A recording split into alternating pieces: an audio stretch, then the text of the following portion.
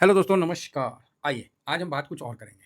तो आप बोलोगे सर क्या? नहीं, कई लोग जो बोल रहे थे ना, तो मैं सोचा कि एक बार थोड़ा-सा डिस्कस कर लें। कई लोग बोल रहे थे कि सर मतलब हालाँकि मैंने पहले भी डिस्कस किया है, तो समय-समय पर ना टारगेट को रिमेंबर करते रहना बहुत ज़रूरी है।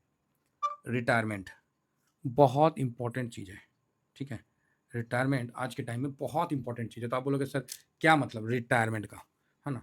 तो रिटायरमेंट का मतलब हो जाता है कि वो परिस्थिति जिसमें आप अब काम नहीं करेंगे, जितना कमाना था आपने कमा लिया और अब आपके लिए पैसा काम करेगा।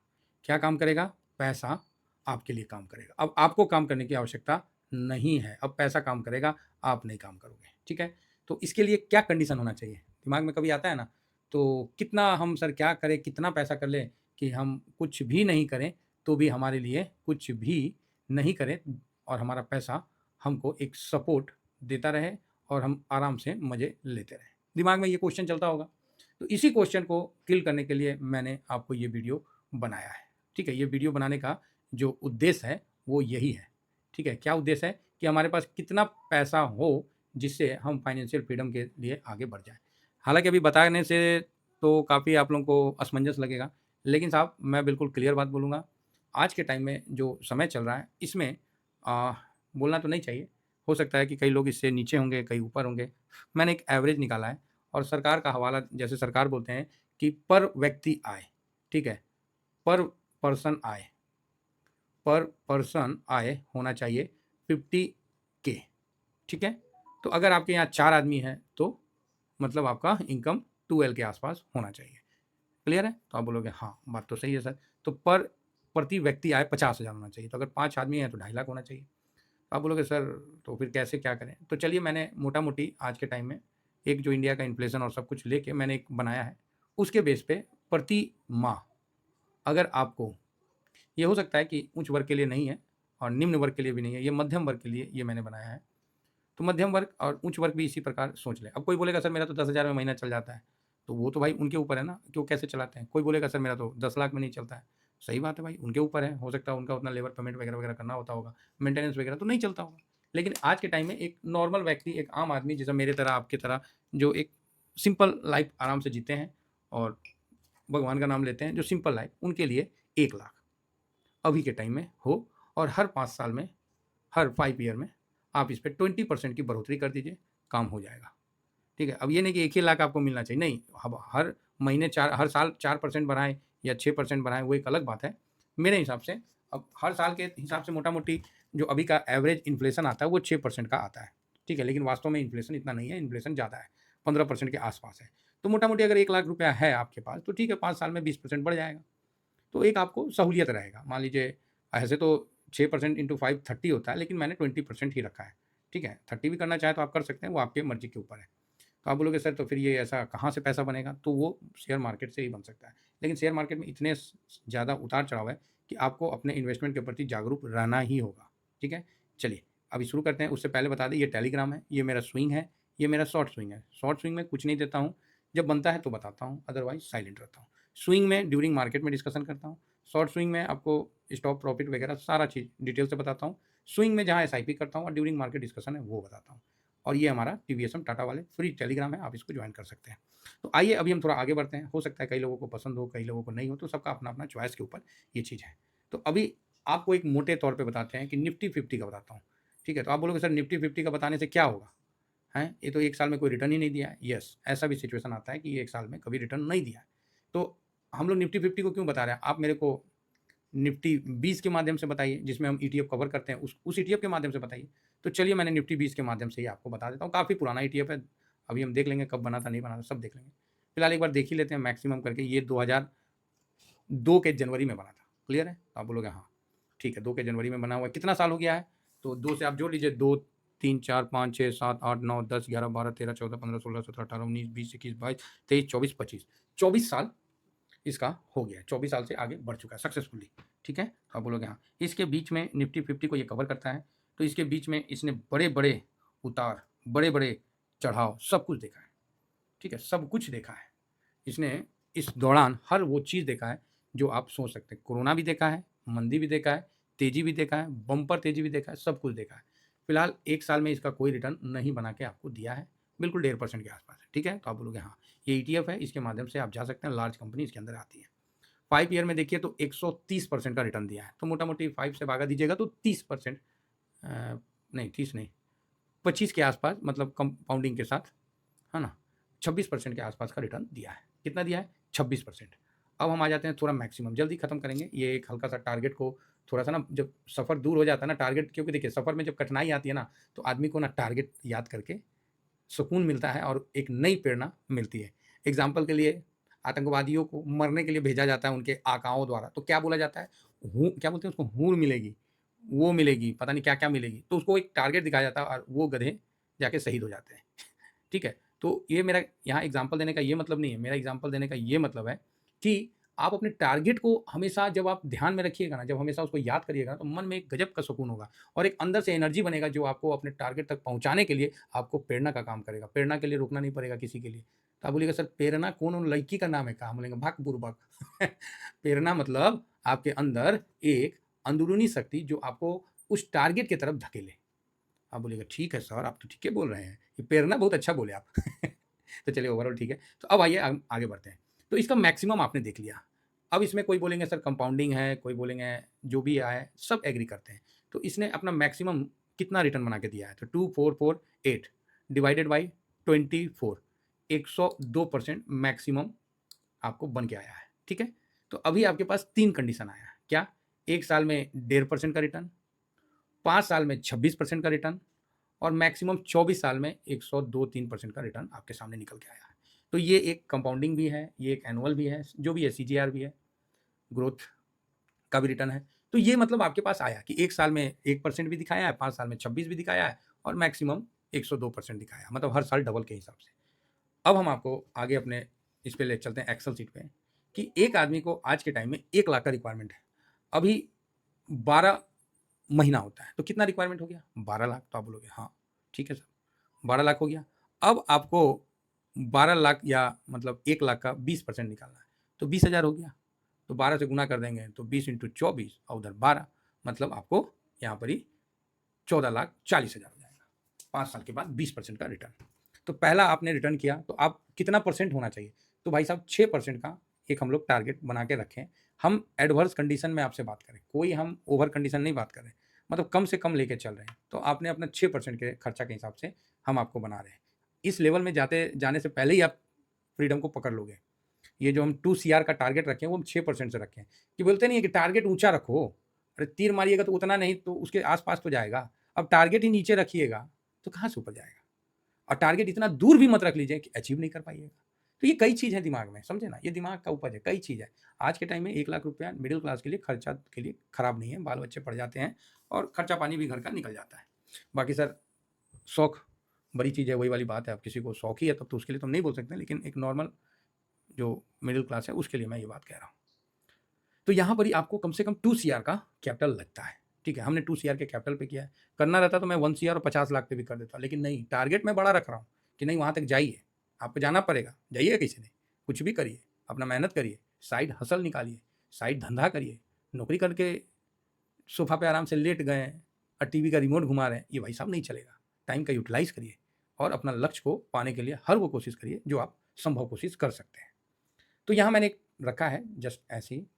तो यहाँ पर ही जो मैंने आपके सामने रखा है उसके हिसाब से आपका 2 करोड़ पे मैंने ना 26% रखा है ना 100% रखा है। मैंने एक मार्केट का जो एवरेज रिटर्न है निफ्टी का 18 से 20% लॉन्ग टर्म में, जो अभी आपके सामने मैंने दिखाया, है ना। लॉन्ग टर्म में गया तो डबल हुआ तो वो एक अलग बात है, वो आने वाला समय में भगवान करे डबल हो जाए तो क्या दिक्कत है।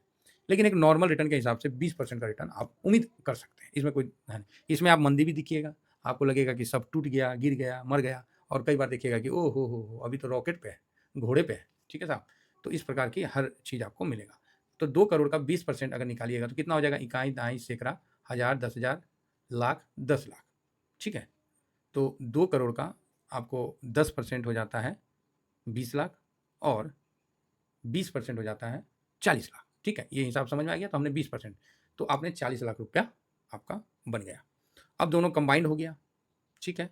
तो जब कंबाइंड हुआ तो 2 करोड़ 40 लाख हो गया, लेकिन उसमें तो आपको 1 साल का खर्चा भी निकालना है।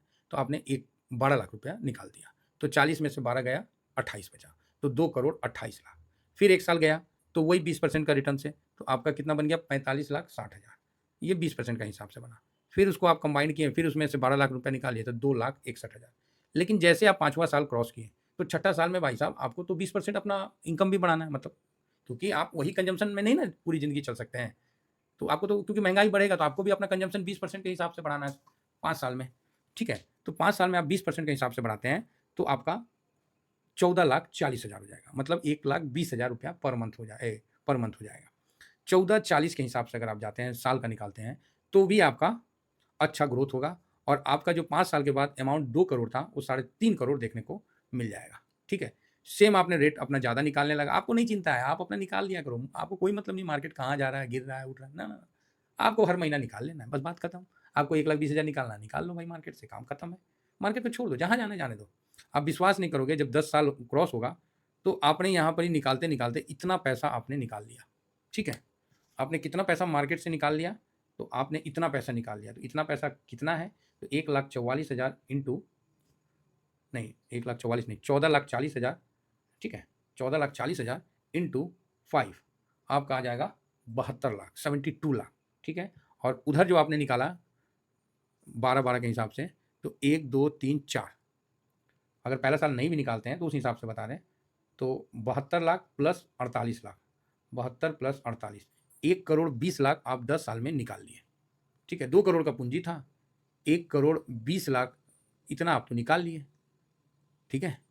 फिर भी इतना निकालने के बावजूद भी आपके पास बचा कितना है, तो ये मैथ का कैलकुलेशन है, इस बेस पे आपको मोटा-मोटी 9 करोड़ रुपया सामने बचा रहेगा, क्योंकि ये परसेंटेज भी देखिएगा तो 9 करोड़, सोचिए आपने 1 करोड़ 20 लाख निकाल भी लिया, फिर भी 9 करोड़ बचा है 20% के सीजीआर रिटर्न के हिसाब से। मैंने कोई 100% नहीं लिया, ना मैंने 26% लिया, मैंने एक नॉर्मल और जेन्युइन रिटर्न के हिसाब से लिया है, जो मार्केट हमेशा दिखलाता है 18-20%, तो मैंने 20% के हिसाब से ले लिया, ठीक है? इस हिसाब से अगेन आपने 11वां साल में अपना 20% का बढ़ा दिया कि भाई खर्चा तो होगा ना, तो आपने 17,28,000 20% के हिसाब से आपने बढ़ा दिया कि भाई आपका 17,28,000 हो गया, तो हर महीना 1,44,000 आपने ऐसे करके 15 साल निकाला, तो 16वां साल में आपका जो पैसा है वो 21 करोड़ तक ग्रोथ हो गया। आप समझ रहे हैं इस बात को?